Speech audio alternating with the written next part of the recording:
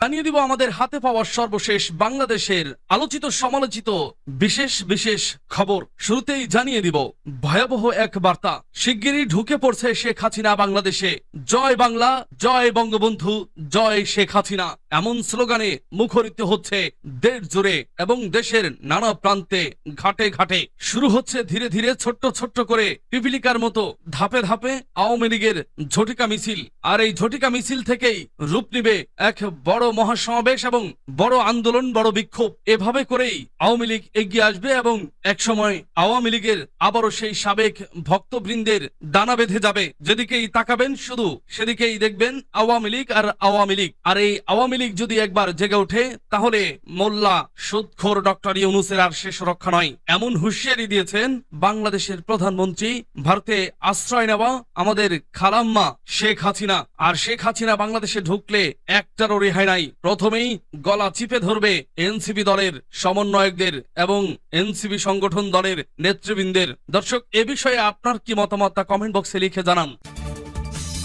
এরপর জানিয়ে দিব সাক্ষাৎকার অধ্যাপক মিয়া গোলাম পরওয়ারের ৩০০ আসনে নির্বাচনের প্রস্তুতি নিচ্ছে। প্রয়োজনীয় সংস্কার শেষে নির্বাচনের দিকে যেতে হবে। রাজনৈতিক দল হিসাবে বিএনপির সঙ্গে বন্ধুত্বপূর্ণ সম্পর্ক আছে। বিচারের আগে আওয়ামী লীগকে পুনর্বাসনের চিন্তা জুলাই অভ্যুত্থানের চেতনা পরিপন্থী। আরো জানিয়ে দেব ফেব্রুয়ারিতে নির্বাচনে আপত্তি নেই বিএনপির যদি। এদিকে ৩ ক্ষেত্রে বাংলাদেশকে সহযোগিতা করবে ইতালি। আরো জানিয়ে দেব বিচারপতির আত্মীয়কে ভিআইপি রুম দিতে ডিসি কে অনুরোধ।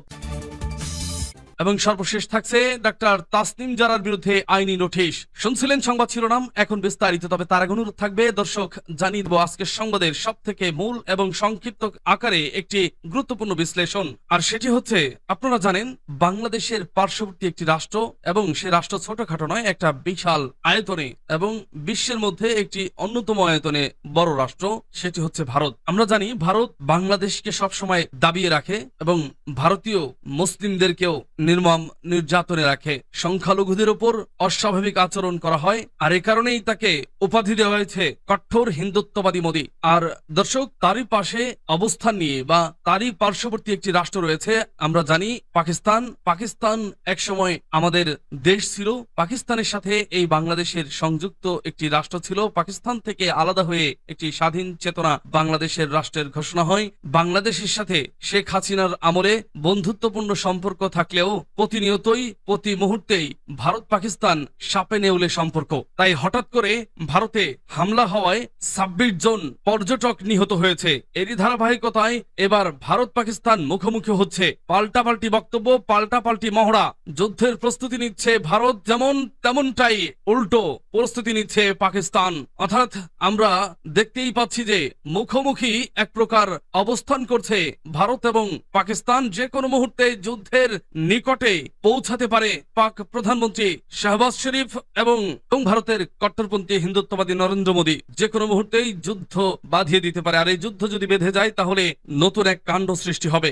দর্শক, এমনটি যেন না হয় সবাই সবাইকে। এই গোটা বিশ্ব এখন এমনিতেই ভয়ঙ্কর রূপে অবস্থান করছে। তার উপর কথায় আছে, এমনি ফুলবুড়ি তার উপর ফুলঝুড়ি, আগুনে ঘি ঢালার মতো অবস্থা। এই মুহূর্তে গোটা বিশ্ব রয়েছে উত্তাল উত্তপ্ত।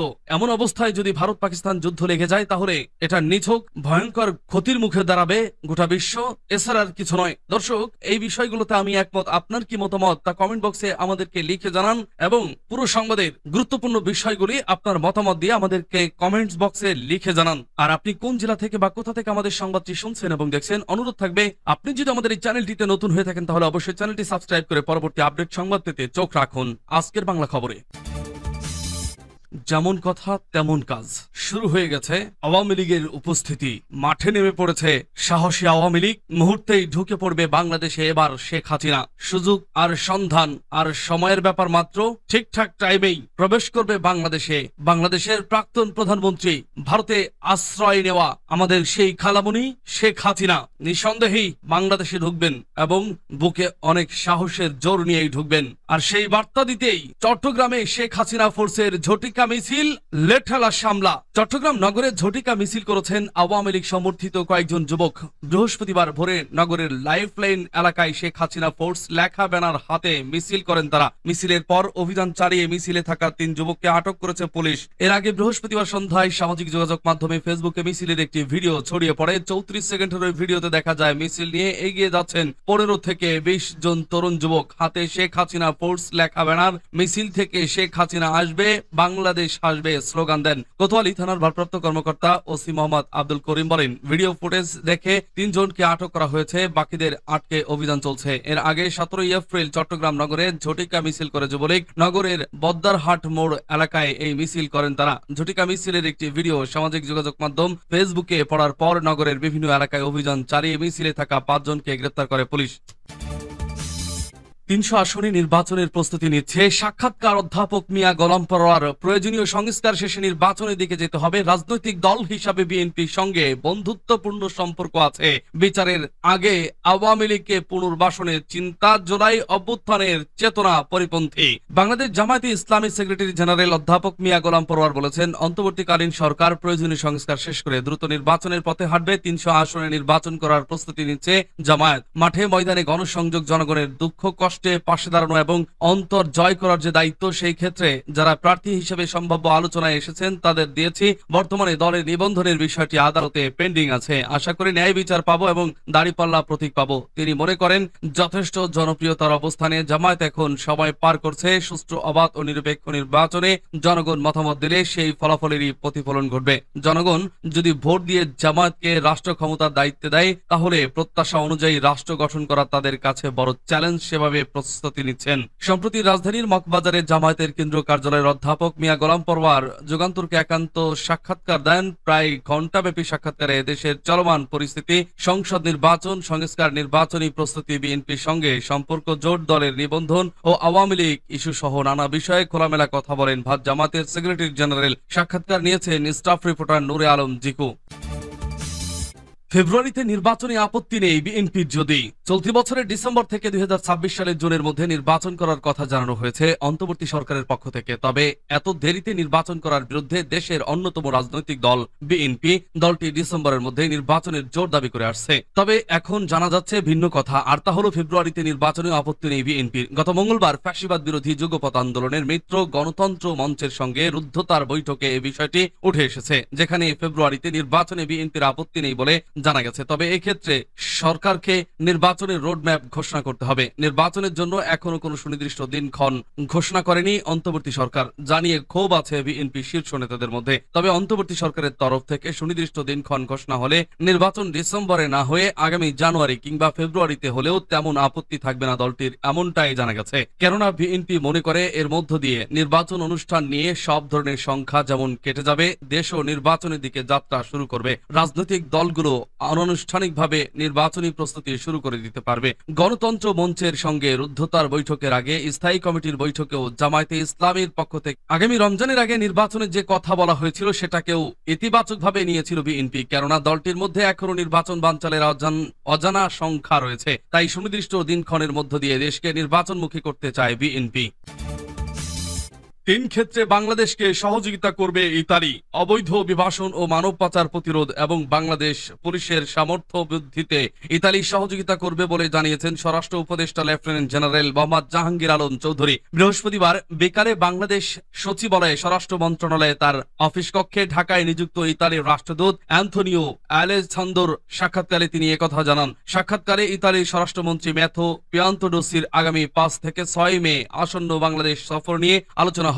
সফরে অবৈধ অভিবাসন ও মানব পাচার প্রতিরোধ, নিরাপত্তা খাতে সহযোগিতা, পুলিশ ও বিজেপিকে উন্নত প্রশিক্ষণ প্রদান, জনশৃঙ্খলা রক্ষা ও আন্তঃদেশীয় অপরাধ দমনে পুলিশের দক্ষতা ও সামর্থ্য বৃদ্ধি সহ 2 দেশের পারস্পরিক স্বার্থ সংশ্লিষ্ট বিভিন্ন বিষয়ে আলোচনা হবে বলে আশা করা হচ্ছে। বৈঠকের শুরুতে ইতালির রাষ্ট্রদূতকে স্বাগত জানিয়ে স্বরাষ্ট্র উপদেষ্টা বলেন, ইতালির বাংলাদেশের পরীক্ষিত বন্ধু। ইতালিতে কর্মরত বাংলাদেশিরা দেশের রেমিটেন্স প্রেরণের মাধ্যমে এদেশের অর্থনৈতিক উন্নয়নে প্রভূত অবদান রাখছে। বর্তমানে প্রায় 2,50,000 বাংলাদেশি দক্ষ কর্মী দেশটিতে কাজ করছেন। ইতালির স্বরাষ্ট্রমন্ত্রীর আসন্ন সফরের মাধ্যমে সেখানে কর্মরত দক্ষ বাংলাদেশি কর্মীর সংখ্যা আরো বাড়বে এবং আরো মাধ্যমে 2 দেশের পারস্পরিক ঘনিষ্ঠ সম্পর্ক আরো দৃঢ়তর হবে বলে উপদেষ্টা আশা করেন।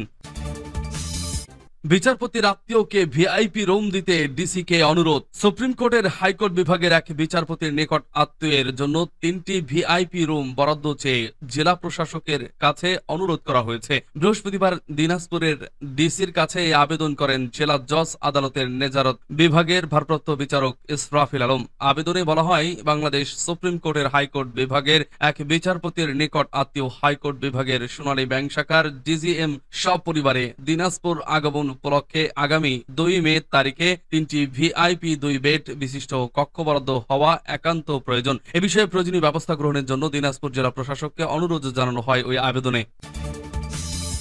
ডাক্তার তাসনিম জারার বিরুদ্ধে আইনি নোটিশ। অশ্লীলতা ছড়ানোর অভিযোগে জাতীয় নাগরিক পার্টির জ্যেষ্ঠ যুগ্ম সদস্য সচিব ডাক্তার তাসনিম জারার বিরুদ্ধে ব্যবস্থা নিতে আইনি নোটিশ পাঠিয়েছেন এক আইনজীবী। বৃহস্পতিবার এই আইনি নোটিশ পাঠান সুপ্রিম কোর্টের আইনজীবী ব্যারিস্টার মোহাম্মদ হুমায়ুন কবির পল্লব। সামাজিক যোগাযোগ মাধ্যম ফেসবুক, ইউটিউব, টিকটক, লাইকি সহ অনলাইন মাধ্যমে অশ্লীল ও পর্নোগ্রাফিক ভিডিও বিজ্ঞাপন ও প্রচারণা বন্ধে সরকারকে প্রয়োজনীয় পদক্ষেপ নিতে আইনি নোটিশে বলা হয়েছে। এতে বলা হয়, ডাক্তার জাহাঙ্গীর কবির, ডাক্তার তাসনিম জারা সহ অনেকেই সামাজিক যোগাযোগ মাধ্যমে বিভিন্ন পরামর্শের আড়ালে ভিডিও, বক্তব্য এবং